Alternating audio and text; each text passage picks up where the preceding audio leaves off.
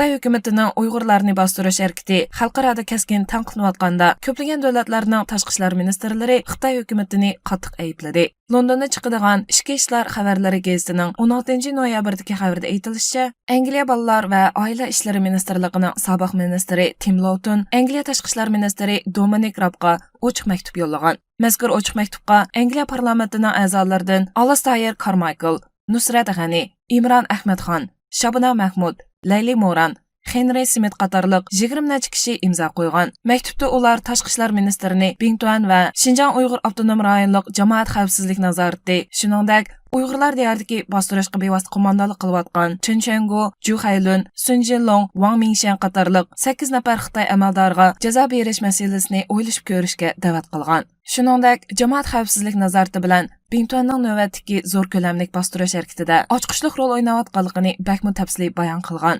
Do you believe that the treatment of Uyghurs in China amounts to a genocide? Well, I say we have expressed on many occasions that we are gravely concerned about this situation in Xinjiang.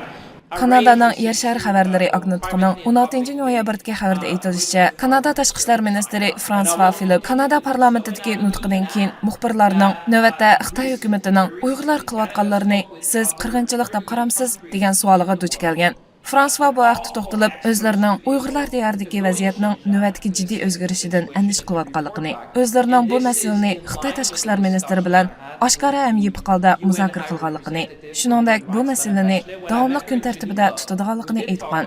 U yana Kanada hukumatining Birlashgan Davlatlar Tashkilotida bu masalani ta'kidlayotganligini, yaqinda 30 necha g'arb davlati bilan birlikda Uyg'urlar diyoriga mustaqil tekshirish guruhi avatish haqida Birlashgan Davlatlar Tashkilotiga taklif sunilganligini so'zlab kelib, o'zlarini bu masalani davomli surishtirganligini ta'kidladi.